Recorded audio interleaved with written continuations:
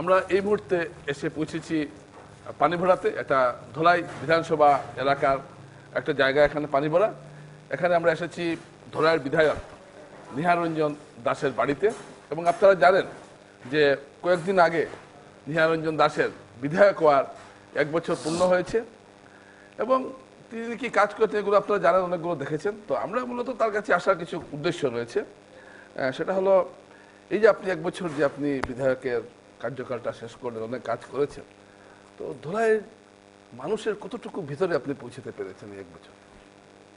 দেখুন, এই 1 বছরে আমি এই ধলাই বিধানসভার প্রায় প্রত্যেকটা বুথে আমি গিয়েছি। আমি প্রথমেই শুরু করেছি বুথ সভাপতির বাড়িতে গিয়েছি, গিয়ে আমি চায়ের আড্ডায় বসেছি। এখানে গ্রামের মানুষরা ছিল, আমার দলের সংগঠনের যারা তারাও ছিল। আমরা চা খেয়েছি, গল্প করেছি। আর গল্পটা হয়েছে যে এই বুথে কি কি সমস্যা আছে, পানীয় জলের সমস্যা, বিদ্যুতের সমস্যা, রাস্তার সমস্যা, এইসব সমস্যা নিয়ে আমরা আলোচনা করেছি। প্রত্যেকটা জায়গায় গিয়েছি এবং এই সমস্যার সমাধান করতে আমি আমার তরফ থেকে যথাসাধ্য চেষ্টা করেছি। মানে আপনি প্রথমে সমস্যাগুলো বোঝার চেষ্টা করেছেন, সেটাই তো? আচ্ছা, আপনি যে কাজ করেছেন এগুলো তো আপনি বলবেনই, সেটা বিশেষ বিশেষ কাজগুলো তো আপনি বলবেনই। তো আপনি গত 1 বছরে আপনার কোন কাজটাকে, 1-2টো কাজের কথা বলুন, বেশি না, মানে আপনি মনে করছেন যে এটা খুব আমি একটা মানে খুব গুরুত্বপূর্ণ কাজ করেছেন, বা আগামীতে আপনি কোন কাজটাকে গুরুত্ব দিতে চাইছেন? দেখুন, গুরুত্বপূর্ণ কাজের কথা বলতে গেলে প্রথমে আসবে ধলাইকে সমজলায় উন্নীত করা। এটা একটা বলবো যে এটা একটা অ্যাচিভমেন্ট আমি বলবো। কারণ আমরা আপনারা জানেন, সবাই জানেন যে 2023 সনে আসাম ক্যাবিনেটে, তখন আমাদের নেতা পরিমল শুক্লবৈদ্য ক্যাবিনেট মিনিস্টার ছিলেন, ক্যাবিনেটে পাস হয়েছিল এই কাছাড় জেলার 6টা বিধানসভা চক্রকে সমজেলায় উন্নীত করা হবে। এর মধ্যে আমরা দেখলাম 2024-এ প্রথম সমজেলা হয়েছে। সারা আসামে 39টা বিধানসভা চক্রকে সমজেলায় উন্নীত করা হয়েছে। এর মধ্যে কাছাড় জেলা থেকে শুধুমাত্র লক্ষ্মীপুরকে নেওয়া হয়েছে। 2025 যখন আসলো তখন আমি জানতে পারলাম যে 10টা বিধানসভা চক্রকে সমজেলায় উন্নীত করা হবে। তখন আমি মন্ত্রী কৌশিক রায়ের সহযোগিতা নিয়ে আমি মুখ্যমন্ত্রী মহোদয়ের সঙ্গে কথা বলি। মুখ্যমন্ত্রী তখন আমাকে আশ্বাস দিয়েছেন, ঠিক আছে আমি তোমারটা করে দেবো, সমজেলায় করে দেবো। এবং আলটিমেটলি আমরা দেখেছি যে সমজেলায় উন্নীত হয়েছে। আজকের দিনে ধলাইবাসীর মুখে হাসি ফুটেছে, কারণ আমরা অনেক অফিসিয়াল কাজ, ম্যাক্সিমাম অফিসিয়াল কাজ এখন আমরা ধলাইতে করতে পারি, আমাদের শিলচরে যেতে হয় না। কোনো বড় বড় কাজের জন্য শিলচর যেতে হয়, অফিসিয়াল কাজের জন্য না হলে বাকি সবগুলাই এই ধলাইতে হয়ে যায়। এটা একটা বড় অ্যাচিভমেন্ট। আচ্ছা, আচ্ছা, বলুন, আপনি বলুন। এরপর যদি বলি আমরা রাস্তা 50 কোটি টাকার স্যাংশন হয়েছে, টেন্ডার হয়েছে পিডব্লিউডি রাস্তা। আমাদের অন্যান্য দেখবেন আপনারা যে অন্যান্য বিধানসভা চক্রে 25 কোটি, 27 কোটি, 30 কোটি টাকা স্যাংশন হয়েছে, কিন্তু মাননীয় মুখ্যমন্ত্রী আমাদের 50 কোটি টাকা দিয়েছেন। এটা একটা বিরাট অ্যাচিভমেন্ট আমি বলবো। এছাড়াও ধলাইতে আমরা একটা আসাম মালার প্রজেক্ট পেয়েছি। এই বছর কাছাড় জেলায় শুধু 2টা কনস্টিটিউয়েন্সি থেকে এই আসাম মালার প্যাকেজ দেওয়া হয়েছে, একটা লক্ষ্মীপুর আর একটা ধলাইতে। আমরা 37 কোটি টাকা পেয়েছি ধলাইয়ের প্যাকেজটার জন্য। এটা টেন্ডার প্রসিডিং চলছে, কাজ কিছুদিনের মধ্যেই শুরু হবে। আমরা আসাম এই যে প্রধানমন্ত্রী গ্রামীণ সড়ক যোজনার জন্য আমরা 160 কিলোমিটার রাস্তার প্রপোজাল আমরা দিয়েছি। আমরা আসাম দর্শনের আওতায় আমরা 174টা মন্দিরের জন্য আমরা 3 লক্ষ টাকা করে স্যাংশন পেয়েছি। অলরেডি 1.5 লক্ষ টাকা ফার্স্ট পেজে এসেছে। আমাদেরকে আরও বলা হয়েছে যে আরও প্রপোজাল দেওয়ার জন্য, আমরা আরও 156টা প্রপোজাল দিয়েছি। কিছুদিনের মধ্যেই এগুলো স্যাংশন হয়ে টাকা আসবে। দর্শকরা এখানে তার কথা বলছেন, আর কি আপনি বলতে চাইছেন? আমি ব্যক্তিগত উদ্যোগে আরেকটা কাজ করেছি আমি, যেটা অত্যন্ত দরকার। আমরা লক্ষ্য করেছি যে বিভিন্ন কম্পিটিটিভ এক্সামে, যেমন ব্যাংক বলি বা এডিআরই পরীক্ষা, আসাম পুলিশ, এসব ক্ষেত্রে দেখা যাচ্ছে যে ধলাইয়ের ছেলেমেয়েরা এখন পিছিয়ে আছে। যেমন লক্ষ্মীপুরে বা শিলচরে তারা অনেক এগিয়ে আছে। আমি এই চিন্তা করে ধলাই, নরসিংপুর এবং পালংঘাটের এই 3টা ব্লকের 3 জায়গায় আমি চাকরি প্রার্থী যারা যারা হায়ার সেকেন্ডারি ডিগ্রি পাস করেছে তাদের কোচিংয়ের ব্যবস্থা আমি করেছি। 3টা জায়গায় কোচিংয়ের ব্যবস্থা করেছি, তারা কোচিং নিচ্ছে এবং ভবিষ্যতে একটা রেজাল্ট পাবে। এটা আমার ব্যক্তিগত উদ্যোগ থেকে আমি করেছি। দর্শকরা, এখানে তিনি যেগুলো কথা বললেন এগুলো প্রতিটি মানুষের কাজের কথা তিনি বললেন। তো প্রশ্ন এখানে আরো কিছু প্রশ্নটা করছি যে আমরা তো ধুলাই ঘুরলাম, যেটা দেখলাম মানুষের একটু স্বাস্থ্য পরিষেবা নিয়ে অনেক অভিযোগ রয়েছে, ভালো ডাক্তার নেই, ভালো হাসপাতাল নেই। এই বিষয়টাকে আপনি কি দেখছেন? দেখুন, এটা সত্যি কথা, এটা মিথ্যা কিছু নয়। ধলাইয়ের স্বাস্থ্যগত পরিকাঠামো এখনো অনেকটা খারাপ অবস্থায় আছে, এটা মিথ্যা কিছু না। আমি বিধানসভাতে প্রশ্ন করেছিলাম, আমাকে উত্তর দিয়েছে। দেখলাম অনেকগুলা সাব সেন্টার আছে, এএনএম দিয়ে শুরু আছে, কোনোগুলাতে ভ্যাকেন্ট আছে। আর ডাক্তার এখন একটা ধলাইতে প্রাথমিক স্বাস্থ্য কেন্দ্র 7টা আছে, এর মধ্যে একটাতে এখনো ডাক্তার নেই, বাকিগুলোতে ডাক্তার আছে। এবং আপনারা লক্ষ্য করেছেন, আমি স্বাস্থ্যমন্ত্রীর সাথে দেখা করার পর ধলাইতে 6 জন ডাক্তার একসঙ্গে দিয়েছে, 6 জন ডাক্তার একসঙ্গে দিয়েছে, একসঙ্গে পেয়েছি। এখন অবস্থাটা আগের তুলনায় অনেক ভালো হয়েছে, অনেক ভালো হয়েছে। এখন আমি বিভিন্ন জায়গায় যখন যাই তখন আমি গ্রামের মানুষকে জিজ্ঞাসা করি, আপনারা অসুস্থ হলে কোথায় যান? বলে আমরা ধলাইতে যাই বা নরসিংপুর যাই। বলি যে সেখানে ডাক্তার পাওয়া যায় কিনা, এখন সবাই বলে যে ডাক্তার পাওয়া যায়। আচ্ছা, দর্শকরা উনি বলছেন যে, কিন্তু এরপরেও বলবো ডাক্তারের সংখ্যা কম্পারেটিভলি কম, এটাকে আরো উন্নত করতে হবে। আর আমি ইতিমধ্যেই আপনারা লক্ষ্য করেছেন যে মাননীয় মুখ্যমন্ত্রীকে আমি প্রপোজাল দিয়েছি যে ধলাইতে 100 শয্যা বিশিষ্ট একটা সিভিল হসপিটাল তৈরি করার জন্য। দর্শকরা, তিনি ধলাইতে সিভিল হাসপাতাল তৈরি করে একটা প্রস্তাব দিয়েছেন, তো সেটা হলে অত্যন্ত উপকৃত হবেন ধলাইয়ের মানুষ। আচ্ছা, এবার আমি আসছি একটু রাজনৈতিক প্রসঙ্গে। যে আপনি যে 1 বছর হয়েছে এবং আপনি কি 2026-এ যে নির্বাচন হবে সেই নির্বাচনে টিকিট পাওয়ার ব্যাপারে আপনি কতটুকু আশাবাদী? দেখুন, আমরা যদি দেখি ধলাইয়ের উন্নয়নটা প্রকৃতপক্ষে বিজেপি সরকার আসার পরে উন্নয়ন হয়েছে। মন্ত্রী ছিলেন, বিধায়ক ছিলেন, তখন ওনার হাত ধরে বড় বড় রাস্তা হয়েছে, আসাম সরকার এবং ওনার তৎপরতায় বড় বড় রাস্তা হয়েছে, উন্নয়ন হয়েছে। মানুষ বিজেপিকে, আজকের দিনও বিজেপিকে চাই। এবং মাননীয় পরিমল শুক্লবৈদ্যের যে ধারা, যে কাজের ধারা, সেটাকে আমি ফলো করছি এবং সেটাকে ফলো করে আমি যাচ্ছি। এবং এমনকি প্রত্যেকটা মানুষের কি সুবিধা আছে অসুবিধা আছে এগুলো দেখছি। মানুষ যখন আমাকে ডাকছে তখন যাচ্ছি, মানুষ অসুস্থ হলেও তার পাশে দাঁড়াবার চেষ্টা করছি।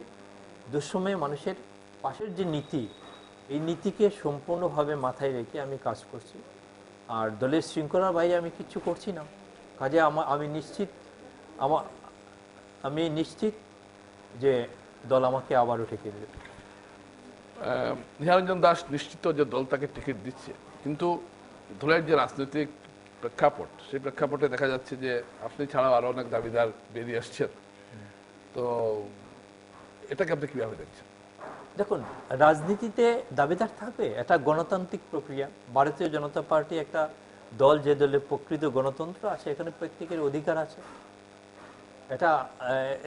এটা কোনো অন্যায় কিছু নয়। দাবিদার অনেক থাকতে পারে, কম্পারেটিভলি অনেক কম। অন্য বিধানসভার সঙ্গে যদি আপনার তুলনা করে দেখবেন দলাইতে দাবিদার খুব কম। থাকতে পারে। দর্শকরা, নিহারঞ্জন দাস দীর্ঘদিন ধরে রাজনীতির সঙ্গে যুক্ত। কোন প্রশ্নের জবাব কিভাবে দিতে হয় তিনি খুব ভালো জানেন এবং খুব সুন্দর জবাব তিনি দিয়েছেনও। কিন্তু অনেকে বলছেন যে আপনি যে এত মানুষের বাড়িতে বাড়িতে যাচ্ছেন, এটা নাকি আপনি 2026-এর দিকে তাকিয়ে করছেন। অনেকে বলছেন এটা, কংগ্রেস বলছে। দেখুন, আমি বলি যে আজকের দিনে আমি বিধায়ক আছে। আমার অতীত যদি আপনারা দেখেন তাহলে দেখবেন আমি এর আগে আমি এসসি বোর্ডের চেয়ারম্যান ছিলাম। এসসি বোর্ডের চেয়ারম্যান থাকা অবস্থায় আমি চেয়ারম্যান হওয়ার পরে আমি সিদ্ধান্ত নিয়েছি যে এসসি সার্টিফিকেট যাতে মানুষের সহজে পায় তার জন্য আমি চেষ্টা করব। এবং আপনারা লক্ষ্য করেছেন আমি কাছাড় জেলায় 45টা ক্যাম্প করে আমি অন দ্য স্পট রিকমেন্ডেশন দিয়েছি। কেন দিয়েছি? মানুষ যাতে সুবিধা পায়, মানুষের অধিকার যাতে ঘরে বসে পায়, তার ব্যবস্থা আমি করেছি। এটা আমার মানুষের সেবা করা, এটা আমার স্কুল জীবন থেকে এটা নয় যে আপনি টিকিট স্কুল পাবেন জীবন বলে থেকে মানুষের বাড়ি যাচ্ছেন, এটা সত্য। না না না, এটা এর সাথে টিকিটের কোনো সম্পর্ক নেই। টিকিট দল চিন্তা করবে। আচ্ছা, আপনি কি ভাবেন যে 2000 গত উপনির্বাচনে আপনি জয়ী হয়েছিলেন, কিন্তু আপনাকে অনেক লড়াই করতে হয়েছিল, অনেক মন্ত্রীদের এখানে নামাতে হয়েছিল, দলকে অনেক পরিশ্রম করতে হয়েছিল আপনাকে জেতাতে। এবারও কি সেই পরিস্থিতি দাঁড়াবে? দেখুন, উপনির্বাচনে একটা, যে কোনো উপনির্বাচনে একটা জিনিস আপনারা লক্ষ্য করে থাকবেন যে দলের সব ফোর্স এসে নেমে যায়। আমাদের দলের মন্ত্রী মিনিস্টাররা ছিল, কংগ্রেসের কেউ কিন্তু ঘরে বসে থাকেনি। কংগ্রেসের ডিস্ট্রিক্ট প্রেসিডেন্ট থেকে স্টেট প্রেসিডেন্ট সবাই ফিল্ডে ছিল। এটা হয়েছে উপনির্বাচনে। আমাদের এই ধলাইতে 10% বুথ কম কাস্ট হয়েছে, এবং যারা দুর্গাপূজার সময় এসেছিল তারা যখন বেঙ্গালোর চলে গেছে, হায়দ্রাবাদ চলে গেছে, তারা এই শর্ট পিরিয়ডের জন্য বাড়িতে আসেনি। যার জন্য দেখা গেছে 10% বুথ কম কাস্ট হয়েছে। 10% বুথ যখন কম কাস্ট হয়েছে, ডিফারেন্সও কম হয়েছে। এরপরে আমাদের দলের একজন অমলেন্দু দাস 5000 বুথ পেয়েছিল। তাকে তো আপনারা নিয়ে এসেছেন আবার দলে। 5000 ভোট পেয়েছিল, এটা একটা কারণ। কিন্তু আগামীতে আমার বিশ্বাস এই ডিফারেন্সটা 50,000-এ গিয়ে পৌঁছবে। কিন্তু আপনার এই গত নির্বাচনে আপনার দলের যারা যারা আপনার বিরোধিতা করেছিল, এদের দেখেছি অনেককে আপনি আবার কাছে টেনে নিয়ে এসেছেন, অনেককে আনতে পারেননি। আমি কাউকে আনিনি, তারা এসেছে। আচ্ছা, আমাকে ভালো লেগেছে, তারা আসছে আজকের দিনে। এখানে আপনার একটা কৃতিত্ব আছে, এখানে দলকে ভালো লাগছে, আপনি আনতে পেরেছেন। তো আরো তো কিছু রয়ে গেছে, এরা কি আপনার আগামীতে অসুবিধা করবে না? আমি সবার বাড়ি যাচ্ছি, সবার বাড়ি গিয়ে চা খাচ্ছি, আমি আমার কাজ করছি। হ্যাঁ, বিরোধিতা করার কথা না। প্রকৃত ভারতীয় জনতা পার্টির সৈনিক যারা, তারা বিরোধিতা করবে না। এক একজনে এক এক চয়েস থাকতেই পারে। কারো চয়েস আমার দিকে থাকতে পারে, কারো চয়েস অন্য দিকে থাকতে পারে, কিন্তু টিকিট ডিক্লেয়ার হওয়ার পরে ভারতীয় জনতা ছাতার তলায় দাঁড়িয়ে কাজ করে। আচ্ছা, আরেকটা প্রশ্ন, এটাও একটা রাজনৈতিক এবং কিছু ধরুন আগামী দিনের একটা প্রশ্ন দাঁড়াতে পারে। এটা বলুন, আপনি কি দলের দলের যারা নেতৃত্বে আছেন, আপনি কি সবার সমর্থন পাচ্ছেন, না কেউ কেউ আপনার উপর একটু ক্ষুব্ধ আছেন? দেখুন, এক দুইজন ক্ষুব্ধ থাকতেই তো পারে, অসম্ভব তো কিছু না। কিন্তু আমি আজকের দিনে মনে করি মিনিমাম 95% কার্যকর্তা এবং সাধারণ মানুষ আমার কাজে সন্তুষ্ট আছে, আমি মনে করি। আচ্ছা, এই যে জিপি নির্বাচনে ধরুন যে কিছু কিছু ক্ষেত্রে অনেক অসন্তুষ্ট হয়েছেন, মেম্বার নির্বাচন বা জিপি সভাপতি নির্বাচন, এর একটা প্রভাব কি এই নির্বাচনে পড়বে না? না, এই নির্বাচনে পড়বে না। দেখুন, জিপি নির্বাচনও টিকিট না পেলে অনেকের মনে দুঃখ থাকে, এটা স্বাভাবিক, গ্রিভেন্স একটা থাকে। এটা আমরা অলরেডি মিট আপ করে ফেলেছি, এবং তারা একসঙ্গে দলের কাজ করছে, কোনো অসুবিধা হচ্ছে না। দর্শকরা, নিহারঞ্জন দাসের কথা আপনারা শুনলেন, এবং নিহারঞ্জন দাসের যেটা, আমরা তো সব রাজনীতি নেতাদেরকে আমি চিনছি গত কয়েক বছর থেকে, একটা সিম্পলিসিটি বা একটা সরলতা নিহারঞ্জন দাসের একটা বড় মূলধন। এটাকে হাতিয়ার করেই তিনি মানুষের মধ্যে কাজ করছেন, এবং আজকে তিনি যেটা বললেন, এবং ধোলাইয়ে তিনি যেভাবে কাজ করছেন, সেটা দলীয় নেতৃত্ব কিভাবে দেখছে সেটার উপর অনেক কিছু নির্ভর করছে। কিন্তু তিনি বলছেন যে গত উপনির্বাচনে যেগুলো ঘটনা ঘটেছে, এগুলো এবার ঘটার কোনো সম্ভাবনা নেই, এবং তিনি যদি টিকিট পান তাহলে 50,000 মার্জিনে জিতবেন, এটাই তো আপনি বলছেন। আচ্ছা, ধরুন আপনি টিকিট পেলেন, আপনি জিতলেন, এটা শেষ প্রশ্ন আপনাকে, এটার পরে আপনি ধুলাইয়ের কোন সমস্যাটাকে অগ্রাধিকার দেবেন, এক নম্বরে রাখবেন? দেখুন, ধলাইতে আমি ইতিমধ্যেই মাননীয় মুখ্যমন্ত্রীকে আমি একটা মেমোরেন্ডাম দিয়েছি। ধলাইতে আজকের দিনে যে সমস্যা, যেটা অত্যন্ত দরকার, একটা সার্কেল অফিসের দরকার। ধলাই মানুষ আজকের দিনে সার্কেল অফিসে কাজে, সমাজেলা তো আছেই, সমাজেলা থাকলেও এখনো সার্কেল অফিস হয়নি। আচ্ছা, সার্কেল অফিসের অত্যন্ত প্রয়োজন আছে। আজকের দিনে মানুষ সোনাইতে যায়, আর বড়জালাঙ্গার এরিয়ার মানুষ শিলচরে যায়। ধলাইতে সার্কেল অফিস অত্যন্ত দরকার, এটা আমার, এটা আমি করব, প্রয়োজন আছে। 100 শয্যা এটা আমি প্রপোজাল দিয়েছি, এটার জন্য আমি লড়বো। আমি মাননীয় মুখ্যমন্ত্রীকেও আমি বলবো, ধলাইতে একটা মডেল কলেজের প্রয়োজন আছে। আর ধলাই এবং ধলাইকে মিউনিসিপ্যালিটিতে উন্নীত করার জন্য আমি কাজ ইতিমধ্যে বরজালাঙ্গায় ডিগ্রি কলেজের কাজ চলছে, কনস্ট্রাকশন চলছে, অনেক এগিয়েছে। আর ধলাইতে একটা মডেল ডিগ্রি কলেজের প্রয়োজন আছে, তার জন্য আমি বলবো। এবং ওটা মুখ্যমন্ত্রীরা কোথাও দিয়েছে কথা হয়েছেন। এবং আমি ধলাইতে যাতে আইটিআই স্থাপন করা যায়, যেমন শ্রীকোনা যেমন একটা আইটিআই আছে, যেখানে প্রশিক্ষণ কেন্দ্র, ইন্ডাস্ট্রিয়াল প্রশিক্ষণ কেন্দ্র যেটা আছে, এখানে অত্যন্ত প্রয়োজন। এখানে যাতে আইটিআই হয় তার জন্য আমি চেষ্টা করব। দর্শকরা, আপনারা শুনলেন যে নিহারঞ্জন দাস যে যে তিনটা বিষয়কে সামনে আনছেন, একটা হলো সার্কেল অফিস, 2 নম্বর হলো সিভিল হাসপাতাল, এবং 3 নম্বর হলো ধলাইতে একটা আইটিআই স্থাপন করা। সিভিল পাঁচটা জিনিস এনেছি আমি। মানে এখন যেটা করতে চাইছেন, আমি ধলাইতে মডেল কলেজ, মিউনিসিপ্যালিটি, হ্যাঁ। তো এগুলো স্বপ্ন নিয়ে এখন তিনি আগামী নির্বাচনের দিকে তিনি মানুষের কাছে যাচ্ছেন। তো আপনার অনেক অনেক শুভেচ্ছা কামনা করি। Thank you.